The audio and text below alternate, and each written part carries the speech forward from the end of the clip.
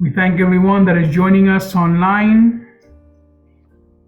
हम आप सभी का धन्यवाद देते हैं जो हमारे साथ ऑनलाइन इस माध्यम के साथ जुड़े हैं। We continue to ask the Lord to bring the increase through everything we do online. हम परमेश्वर से ये दुआ मांगते हैं कि जो भी चीज हम कर रहे हैं, जो भी सेवकाई कर रहे हैं, उसके द्वारा एक बरकत हमें देने के लिए परमेश्वर हमें मदद करे। We know God is watching over us. We know He is bringing those that He has chosen to be part of His kingdom. हमें जानते हैं और ये विश्वास के साथ देख रहे हैं कि परमेश्वर जिन्हें वो प्रेम करता है, जिन्हें वो चाहता है, वो विश्वास के साथ उनके राज्य में उन्हें ले आ रहे हैं, वो हम देख रहे हैं। And we trust that all of you that are listening today are walking closer to Christ every time. और मैं जो भी आज हमें हमारी आवाज सुन रहे हैं, वो मसीह के साथ मिलकर और करीब मिलकर चलना चाहते हैं। Father, we thank you for this time. पिता, हम इस अच्छे समय के लिए आपको धन्यवाद देते हैं। We thank you that we can come to you, Lord.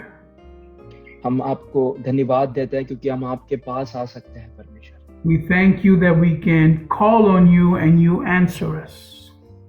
और हम इसीलिए आपको धन्यवाद देते हैं कि हम आपको पुकार सकते हैं और आप हमें उत्तर देते हो। Thank you, Lord, that when we pray, you listen. हम धन्यवाद देते हैं जब हम प्रार्थना करते हैं तो आप हमारी दुआ सुनते हैं। And we ask today that you will speak to us, आज हम ये दुआ मांगते हैं कि परमेश्वर आज आप हमसे बात करें। that you will change our lives once more today. एक और बार हमारी जिंदगी को बदलने के लिए हम आपसे मांगते हैं। Thank you that you have already transformed us from the inside. आपने हमें एक बार पहले ही हमारे अंदर से बदल दिए हैं। We submit all things to you right now. सारी चीजें आपके नाम पर हम समर्पित करते हैं। In Jesus' mighty name. यीशु मसीह के नाम पर हम मांगते हैं। Amen. Amen. Amen. Well, today's topic is titled How Christian Prayer Changes Us. आज का विषय ये है कि किस प्रकार मसीह प्रार्थना हमें बदलता है। Now, very clearly, this title is How Christian Prayer Changes Us. इसका प्रस्ताव या फिर ये आज का जो विषय बहुत ही सफाई से हमें ये समझाता है कि किस प्रकार ईसाई लोग या मसीही लोग प्रार्थना जो करते हैं वो हमें बदलता है। I want to make a distinction between Christian prayer and non-Christian prayer. मैं यहाँ पे आपको ये अलगदाई बताने के लिए इच्छा करता हूँ कि मसीह को जानकर जो प्रार्थना करते और अविश्वासी या मसीह को ना जानकर जो प्रार्थना करते उसमें जो अलगदाई है वो बताना चाहिए। We've been talking the past few weeks about this very important issue that you cannot put Christ and other gods in the same boat. पिछले 2-3 सप्ताह से मैं ये विषय के पीछे बात कर रहा था कि आप मसीह को और दूसरी देवताओं को एक साथ नहीं रख सकते। We cannot just play, go to a supermarket and play choosing a god for today and then choose another god for tomorrow. और जो है एक दुकान पर जाकर जिस प्रकार हम चीजें लेते हैं उस प्रकार आज एक देवता को ले ली, कल दूसरी देवता के पास गए, इस प्रकार से नहीं होता। The God creator, the God of the Bible is holy. पवित्र पुस्तक में जो परमेश्वर है वो पवित्र परमेश्वर है। He is someone that not everybody can reach him. और जो है सभी लोग उसके पास पहुंच नहीं सकते। Because we are full of sin. क्योंकि हम पाप से भरे हैं। He has to wash us first and then we can be in his presence. जब पहले उसे हमें शुद्ध करना है उसके बाद हम उसके उपस्थिति में पहुंच सकते हैं। So the teachings we are giving now are for Christians. जो भी शिक्षण या जो भी शिक्षा हम देते हैं वो मसीह लोगों के लिए है। It is for those that have accepted Jesus Christ as their only Lord and Savior. उन लोगों के लिए है जिन्होंने यीशु मसीह को अपना खुदा परमेश्वर होकर स्वीकार किया है, समर्पण किया है।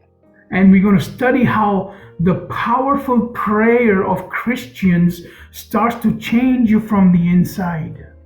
और हम आपको ये बताना चाहते हैं कि जो सामर्थ्य के साथ जो मसीह लोग प्रार्थना करते हैं वो आपके अंदर ही अंदर से किस प्रकार आपको बदलना है। Doesn't matter what you're feeling or not feeling. Every time you go to pray in the name of Jesus, you are being transformed.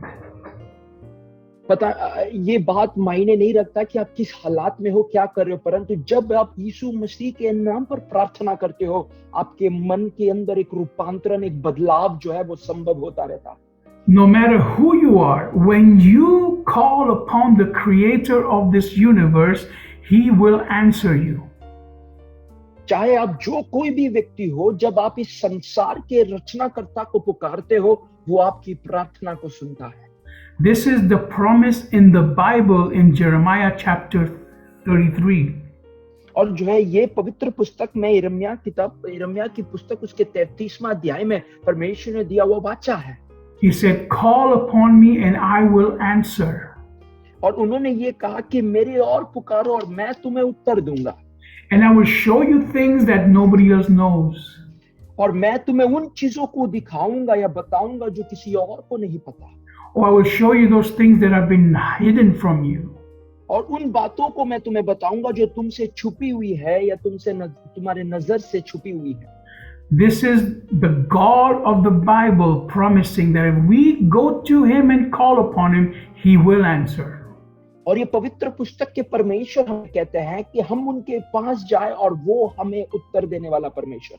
I'm not talking about the God that we have created in our own mind. मैं उस देवताओं की बात नहीं कर रहा हूं जो हम अपने ही दिमाग में सोचते हैं या समझते हैं। I'm not talking about the moon or the stars or anything in creation. मैं चंद्रमा की या तारों की या दूसरी सूरज की बातें नहीं कर रहा। I'm talking about the creator of the universe, the one that is mentioned in the Bible. मैं इस संसार की रचनाकर्ता के बारे में बता रहा हूँ जिन्होंने इस संसार को रचा है। So we have to look and understand today that there is tremendous power in the Christian prayer. आज हमें यह समझना जरूरी है कि पवित्र प्रार्थना के पीछे एक बहुत बड़ा सामर्थ्य है। Because a Christian prayer, first of all, is prayed to God the Father. मसीह प्रार्थना कहा जाए तो सबसे पहला परमेश्वर पिता से प्रार्थना करना। We do it through the power of the Holy Spirit. और हम उस पवित्र आत्मा के ताकत सामर्थ्य के द्वारा करते हैं। And we do it in the name of Jesus. हम यीशु मसीह के नाम पर उस प्रार्थना को मांगते हैं। This is the basic foundation of a true Christian prayer. और जो है ये सबसे साधारण या सबसे पहली सीढ़ी है या एक नींव है एक मसीह प्रार्थना का। You pray to the Father. आप पिता से प्रार्थना करते हो। You pray through the Holy Spirit. आप पवित्र आत्मा की सहायता से प्रार्थना करते हो। And you pray in the name of Jesus. आप यीशु मसीह के नाम पर प्रार्थना करते हो। These three things together make you connect to the creator of the world. और ये तीनों चीजें एक साथ मिलकर आपको इस संसार की रचनाकर्ता के साथ एक संबंध दिलाता है। If any one of these three things is missing, then you are praying with no effect whatsoever. अगर इन तीनों में से कोई एक चीज भी छूट रहा है तो आपकी प्रार्थना जो है वो बिना सामर्थ्यशाली या उसमें कोई अर्थ नहीं बनता। If you're not praying to God the Father, you're praying to the wrong God. अगर आप पिता परमेश्वर से प्रार्थना नहीं कर रहे तो आप एक गलत देवता की उपासना कर रहे हो। If you are not praying through the power of the Holy Spirit, you are praying in the wrong way for selfish things. अगर आप पवित्र आत्मा के सामर्थ्य के अनुसार प्रार्थना नहीं कर रहे तो आप अपनी खुदगर्ज चीजों के लिए पीछे प्रार्थना कर रहे हो। And if you're not praying in the name of Jesus, then there's no power at all in your prayers. अगर आप यीशु मसीह के नाम पे प्रार्थना नहीं कर रहे तो आपके प्रार्थना में कोई सामर्थ्य नहीं है। See, we have to understand that we are created to be spiritual. हमें ये बात को समझना है कि हमें आत्मिक एक आत्मिक धार्मिक व्यक्ति बनने के लिए परमेश्वर ने बुलाया है।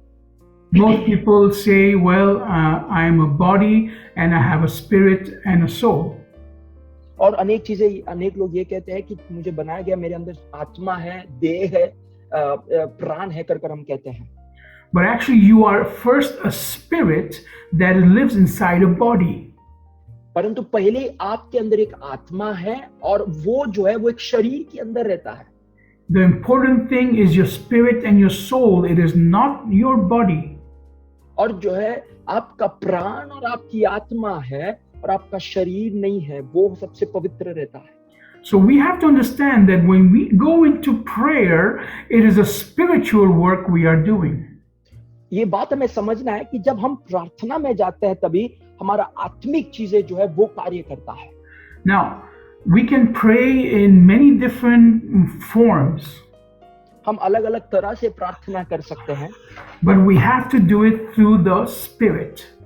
परंतु हमें जो है वो आत्मिक तौर से करना जरूरी है, Because we have been created by God to be spiritual beings. क्योंकि परमेश्वर ने हमें आत्मिकता के लिए बनाया गया है। What you are is not what I see, but it is your soul inside of you who you are. मैं जो आपको देख रहा हूं उस प्रकार से आप नहीं हो, परंतु आपका जो प्राण है जो आपके अंदर है वो आप हकीकत में हो। When you die, your soul continues and your body stays behind. जब आपका मृत्यु होता है तभी आपका प्राण जाता है, आत्मा ऊपर जाती है, परंतु आपका शरीर इस धरती पे रहता है। So the body is not that important when it comes to prayer. आपका शरीर जो है वो इतना खासियत नहीं देता जब प्रार्थना के विषय पर हम आते हैं। In the Bible, there are many verses that talk about different ways people have prayed. पवित्र पुस्तक में अलग अलग जगहों पे अलग अलग तरह से लिखा गया है कि अनेक लोग किस प्रकार प्रार्थना किया करते थे। I will mention some to you right now. For example, Nehemiah chapter 1 verse 4 talks about sitting down and praying. मैं आपको कुछ चीजें बताता हूँ। नेहमिया पहले अध्याय के किस प्रकार नेहमिया बैठकर प्रार्थना करते थे उसके बारे में वहां पर बताया है। Then in Mark chapter 11 verse 25 it says that they stood and prayed. और जो है मरकी रची सुसमाचार उसके 11वां अध्याय के 25 में लिखा है वो खड़ा रहते हुए प्रार्थना किया। In 2 Kings chapter 4 verse 35 it said they were walking and praying. दूसरे राजाओं की किताब उसके 4 अध्याय के 35 में कलाम में लिखा है कि वो चलते हुए प्रार्थना करते थे। In Exodus chapter 34 verse 8 they bowed down and prayed. निर्गमन की किताब उसके 34वां अध्याय के 8वें वचन में इस प्रकार लिखा है कि वो लोग जो है चलते हुए प्रार्थना करते थे। Bowed down and prayed. वो झुककर प्रार्थना करते थे। Then in 1 Timothy chapter 2 verse 8 it says they raised their hands and prayed. पहले तिमोथी दूसरे अध्याय में लिखा है कि वो अपने हाथ उठाकर परमेश्वर को प्रार्थना करते थे। In Luke chapter 22 verse 41 it said they knelt down and prayed. लूका रचित सुसमाचार उसके 22 अध्याय के 41वां वचन में लिखा है कि वो लोग घुटने में पेट कर प्रार्थना करते थे। And in Matthew chapter 26 verse 35 it said they laid down their face on the ground and prayed. मत्ती 26 के 35 में पत्री में इस प्रकार लिखा है कि वो अपने मुंह को जमीन की ओर रखकर जो है परमेश्वर से प्रार्थना करते हैं। So you can sit and pray. आप बैठकर प्रार्थना कर सकते हैं। You can stand and pray. आप खड़े होकर प्रार्थना कर सकते हैं। You can walk and pray. आप चलते हुए प्रार्थना कर सकते हैं। You can bow down and pray. आप झुककर प्रार्थना कर सकते हैं। You can raise your hands and pray. आप हाथ उठाकर प्रार्थना कर सकते हैं। You can kneel down and pray. आप घुटने में बैठकर प्रार्थना कर सकते हैं। And you can even lay your face down on the ground and pray. आप पूरी तरह साष्टांग गिरकर परमेश्वर को प्रार्थना कर सकते हैं। God doesn't care what body position you take to pray. परमेश्वर ये मायने नहीं रखता कि आप कौन से तरह से परमेश्वर को प्रार्थना कर रहे हैं। As long as your spirit is connected to the Holy Spirit. जब तक आपकी आत्मा पवित्र आत्मा के साथ मिला हुआ है। Let's go to Romans chapter 8 verse 5. हम रोमियो की किताब पत्री उसके 8वां अध्याय के 5वें कलाम पर हम ध्यान लगाएं। Here it talks a little bit about us being spiritual instead of physical. यहाँ पर ये बताते हैं कि हमें आत्मिकता पे ज्यादा ध्यान देना है, धार्मिकता पर नहीं। Romans chapter 8 verse 5 says the following. For those who live according to the flesh set their minds on the things of the flesh, but those who live according to the Spirit set their minds on the things of the Spirit. रोमी 8 के 8वें अध्याय के 5वां कलाम इस प्रकार पढ़ते हैं, क्योंकि शारीरिक व्यक्ति शरीर की बातों पर मन लगाता है, परंतु आध्यात्मिक आत्मा की बातों पर मन लगाते हैं, परंतु आध्यात्मिक आत्मा की बातों पर मन लगाता है। Then we jump down to verse 13. उसके 13वां वचन में मैं पढ़ना चाहता हूं। For if you live according to human nature, you are going to die. But if by the Spirit you continually put to death the activities of the body, you will live. क्योंकि यदि तुम शरीर के अनुसार दिन काटोगे तो मरोगे, यदि आत्मा से देह की क्रियाओं को मारोगे तो जीवित रहोगे। So once again here we see that God is telling us very clearly that the spiritual is so much more important than the physical.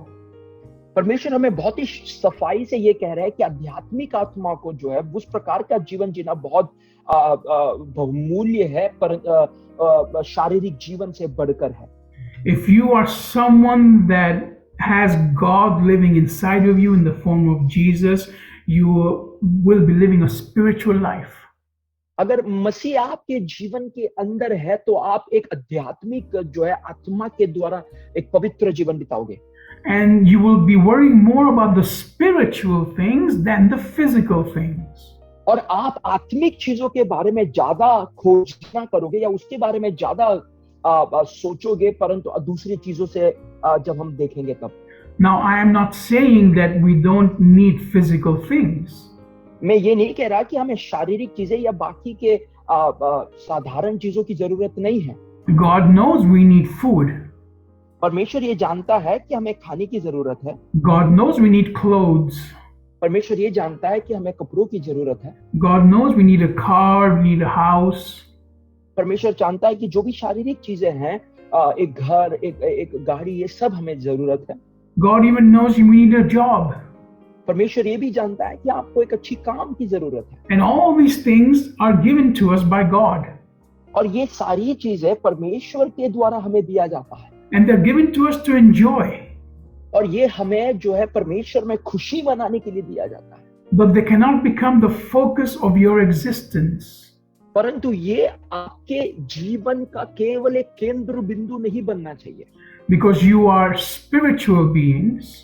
क्योंकि आप आत्मिक व्यक्ति हो। And prayer is the way you start living in the spirit. और प्रार्थना के द्वारा आप आत्मिक तौर पर अपने जीवन बिताते हो। If you say that you are a spiritual person but you don't spend time in prayer, you're lying to me and everybody else. आप ये कहते हो कि आप एक आत्मिक व्यक्ति हो, परंतु आप प्रार्थना में समय व्यर्थ नहीं करते, प्रार्थना में समय नहीं बैठते हो, तो आप अपने आप को और दूसरों को बेवकूफ बना रहे हो। If you have not put to death the desires of your flesh, then you're lying to yourself. अगर आपकी शारीरिक अभिलाषाओं को मृत्यु के समान अगर आपने उसे मार नहीं गिराया, तो आप अपनी शारीरिक अभिलाषा के लिए जीते होकर वचन कहता है। The verse we just read said that you have to set your mind on the spiritual things. जो वचन अभी हमने पढ़ा वो ये कहता है कि हमें आत्मिक चीजों के और जो है अपने ध्यान लगाना है। God won't do it for you. You have to set your mind on the things of God.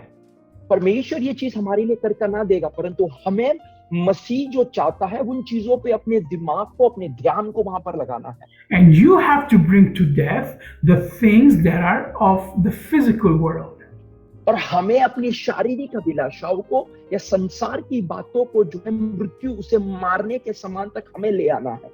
For example, you're preparing for Sunday service. मैं दृष्टांत आपको ये बताना चाहता हूँ कि अगर आप एक इतवार के में से तैयारी कर रहे हैं, Do you just come to service and that's it and you don't prepare beforehand?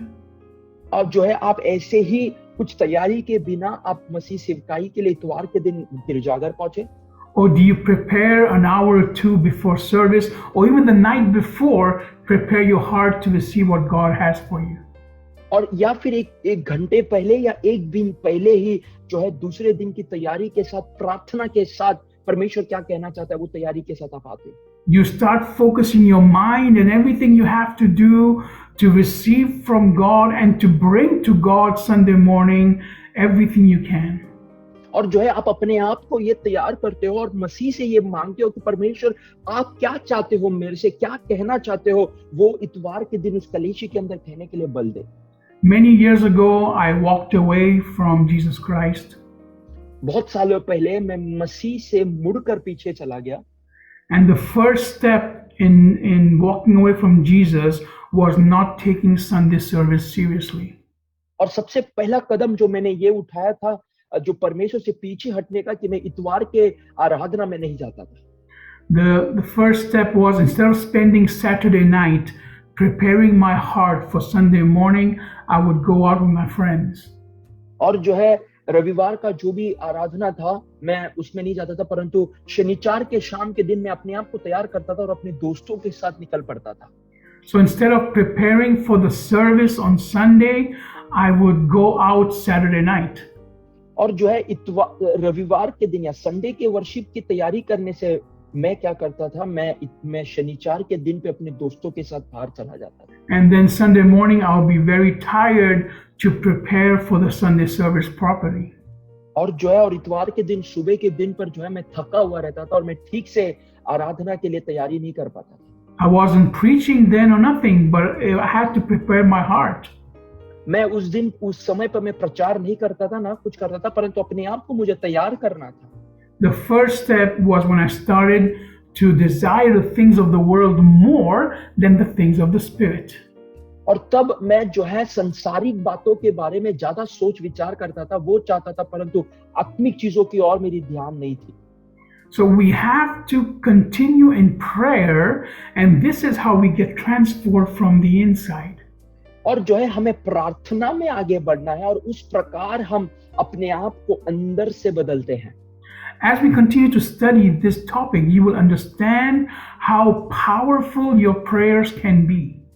और जो है जिस प्रकार हम इस विषय के बारे में आगे और पढ़ेंगे तो आप ये समझ पाओगे कि आपकी प्रार्थना में कितना सामर्थ्य है। Let's go to Matthew chapter 16. हम मत्ती रचित सुसमाचार उसके 16वां आयत में जाएं।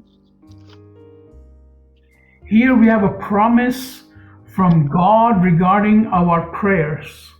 यहाँ पर एक वायदा परमेश्वर हमारे प्रार्थना के प्रति हमें देता है।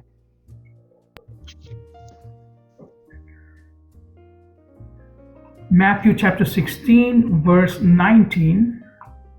मत्ती 16वां अध्याय उसका 19वां कलाम इस प्रकार हम पढ़ते हैं। Says, I will give you the keys to the kingdom from heaven. Whatever you prohibit on earth will have been prohibited in heaven, and whatever you permit on earth will have been permitted in heaven. मैं तुझे स्वर्ग की राज्य की कुंजियां दूंगा, जो कुछ तू पृथ्वी पर बांधेगा वो स्वर्ग में बांधा जाएगा, जो कुछ तू पृथ्वी पर खोलेगा वो स्वर्ग में खुलेगा। In this version it says that whatever you prohibit, but in other version it says whatever you bind.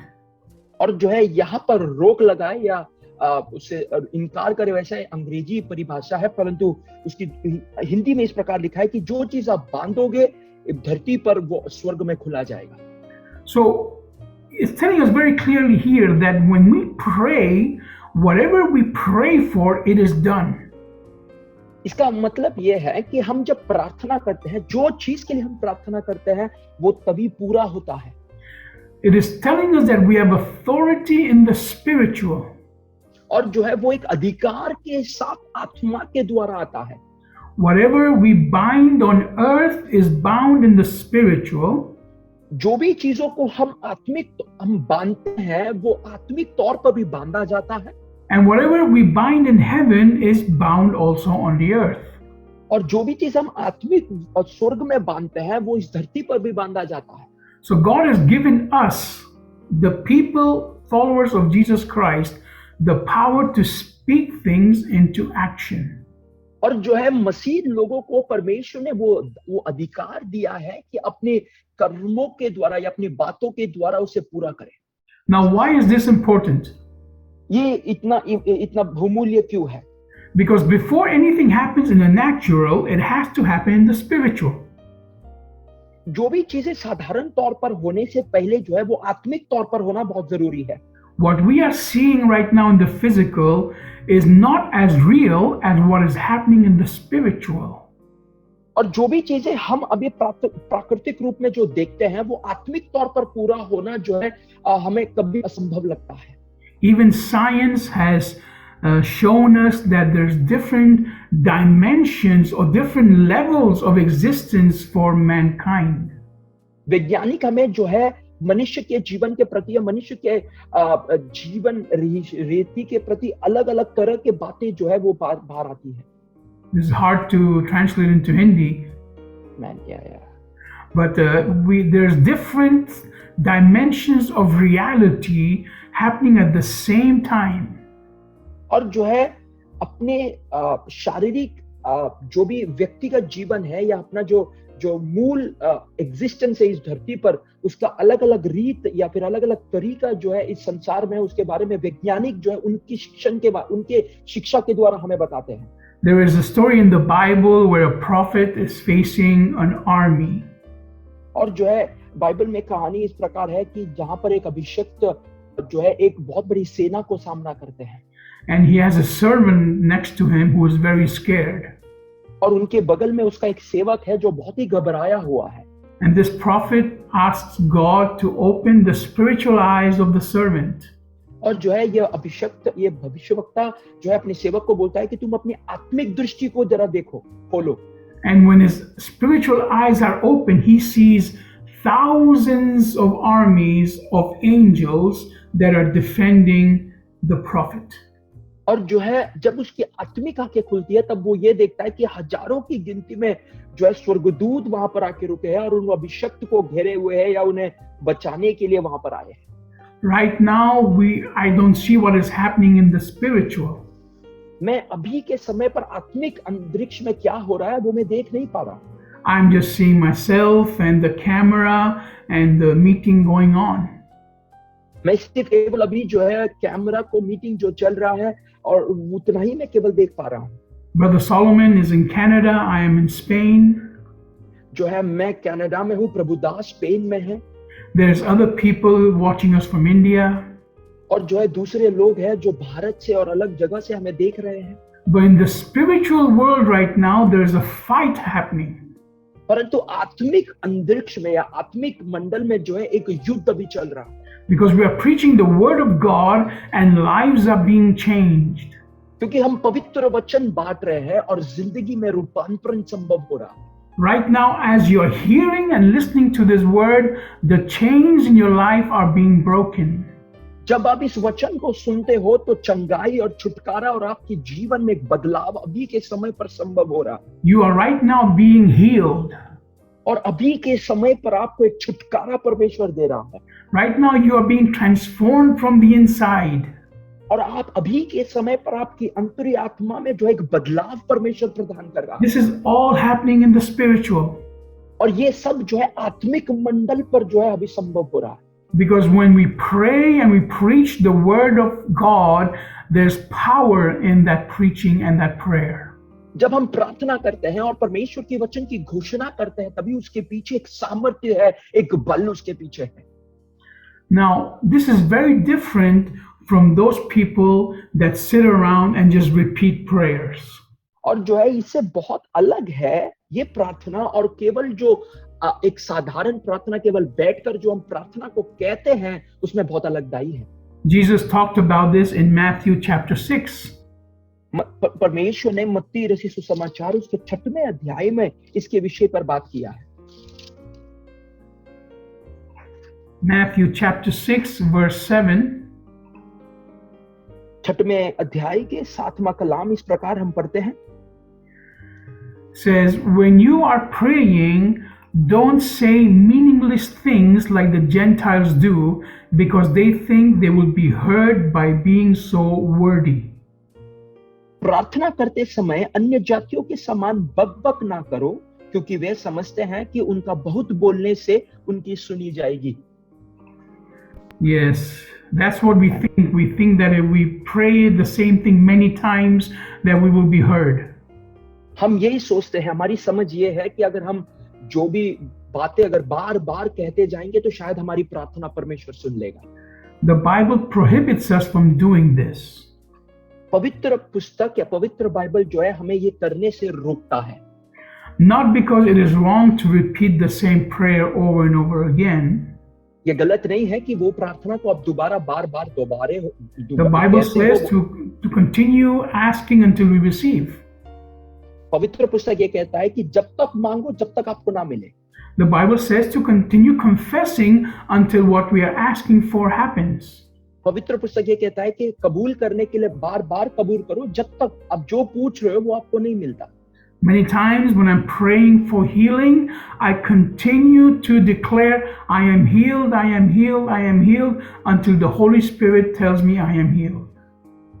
जब भी मुझे छुटकारे की एक चंगाई की जरूरत है तो मैं अपने आप को ये अधिकार के साथ कहता हूँ कि मुझे चंगाई मिल चुकी है, चंगाई मिल चुकी है, जब तक पवित्र आत्मा मुझसे कहता है कि तू पूरी तरह चंगा हो चुका है. And it is not because something that I am saying what the Bible says in the name of Jesus. ये मैं अपने आप से नहीं कह रहा, परंतु ये पवित्र पुस्तक यीशु मसीह के नाम पर ये कहता है.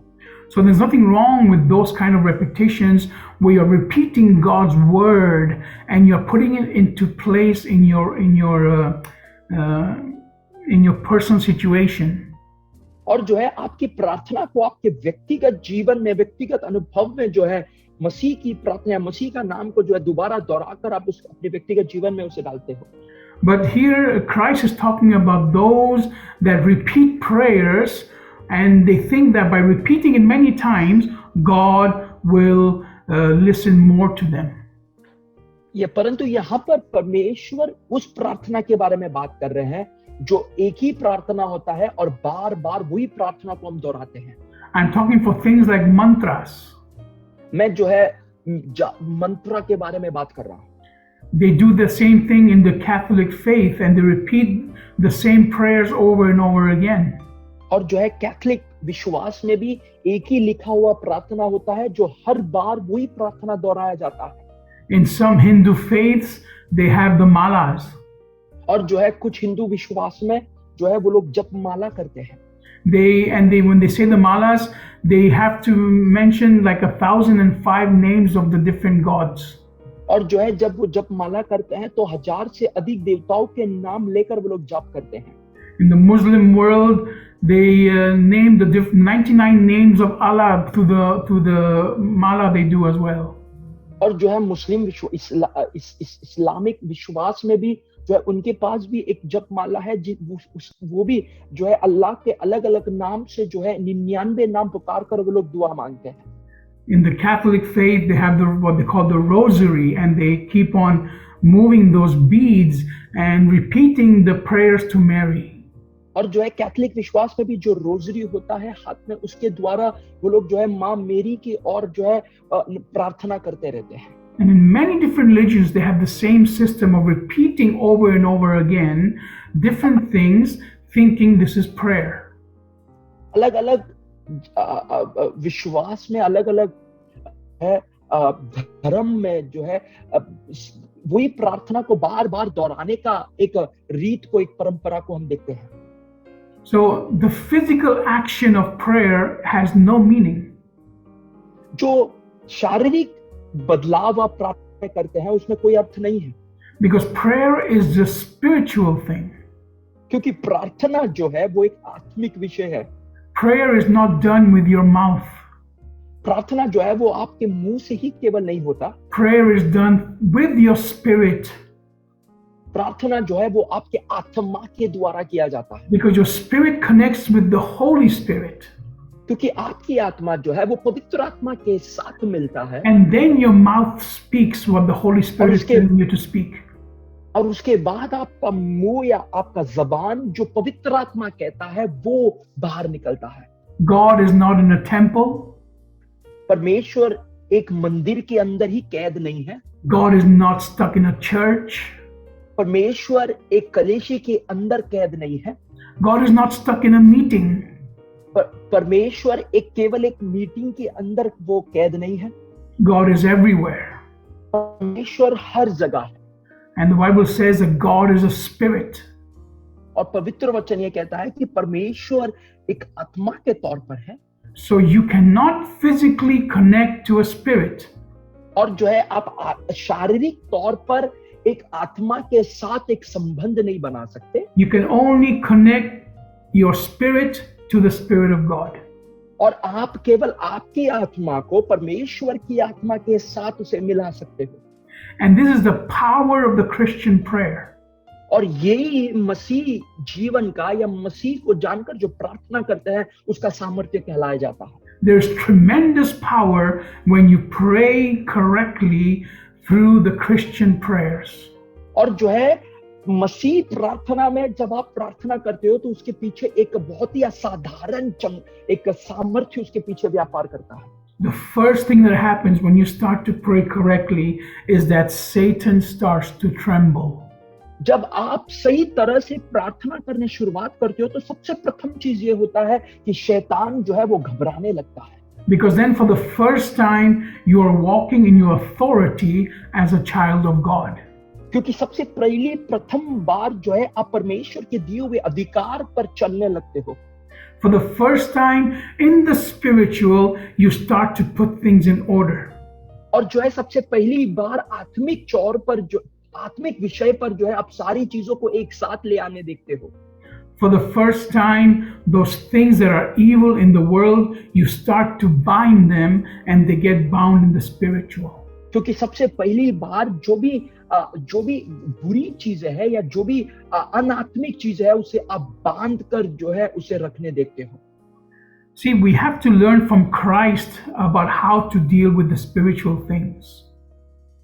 हमें मसीह से सीखना है कि किस प्रकार आत्मिक चीजों को हमें बहुमूल्य और उसका आदर देना है।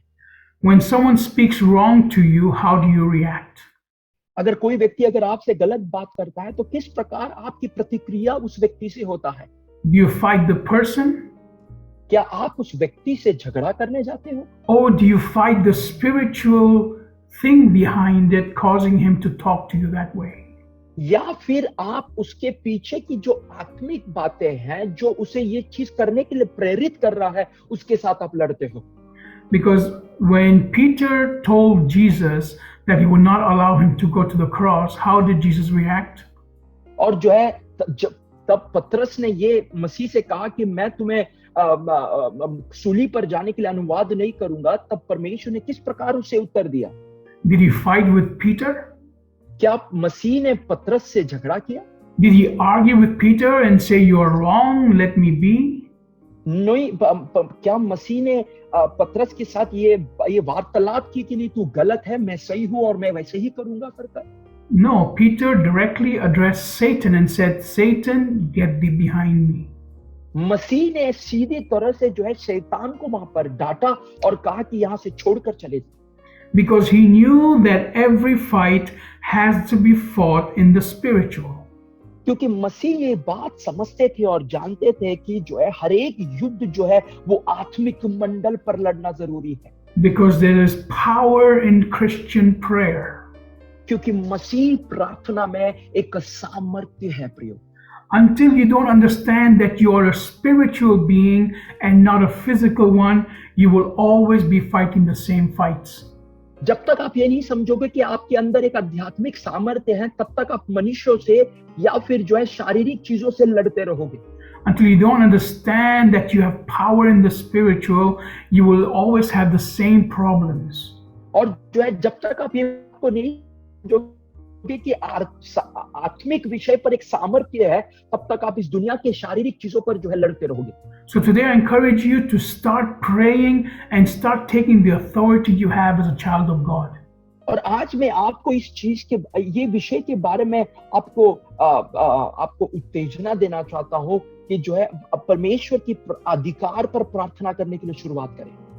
Because there is tremendous power in Christian prayer. क्योंकि मसीही प्रार्थना में जो है एक अद्भुत ताकत है। You pray to the Father. आप पिता से प्रार्थना करते हैं। You pray through the Holy Spirit.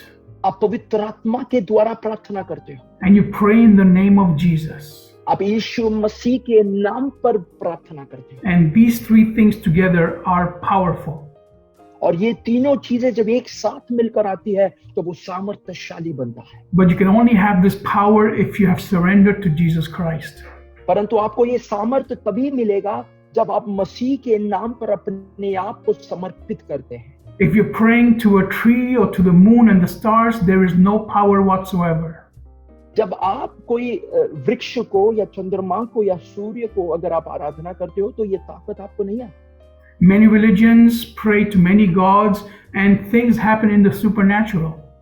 अनेक जातियों के लोग वो लोग जो है वो प्रार्थना करते हैं और अलग चीजें जो है आध्यात्मिक तरह से जो है वो पूरा होता है। But these things are not done by God of the Bible. It is done by satanic powers. और वो सारे चमत्कार या अद्भुत जो शैतान करता है वो पवित्र पुस्तक में उल्लेख किए हुए परमेश्वर से नहीं परंतु शैतान वो करता है। If you want to know more about that, go back to our prior teachings from last week and 2 weeks ago to get more detail about that teaching. अगर इसके बारे में अगर आपको अधिक समझना है तो 2 हफ्ते के पहले की पढ़ाई को जरा देखिए, आपको उसके बारे में और चीजें समझ आएगी। We thank you for joining us once more. हम एक और बार आपको धन्यवाद देते हैं आज हमारे साथ जुड़ने के लिए। If you want to pray and you want to have the spiritual power and receive Christ into your heart, contact us. आपको वो आत्मिक विषय पर जीतना है, आत्मिक चीजों पर आगे बढ़ना है तो जरूर हमसे संपर्क करें। We will help you and will teach you how to pray. हम आपको मदद करेंगे और आपको सहायता करेंगे कि किस प्रकार प्रार्थना करना है। Don't let today go by without accepting Christ into your heart. आज का दिन इसी प्रकार व्यर्थ ना करना मसीह को स्वीकारे बिना। He came to save you वो आपको बचाने के लिए आया because he loves you क्योंकि वो आपसे प्रेम करता है and because he has a plan for you specifically. क्योंकि वो आपके लिए उन्हें एक स्पष्ट तौर पर एक योजना है। God bless you.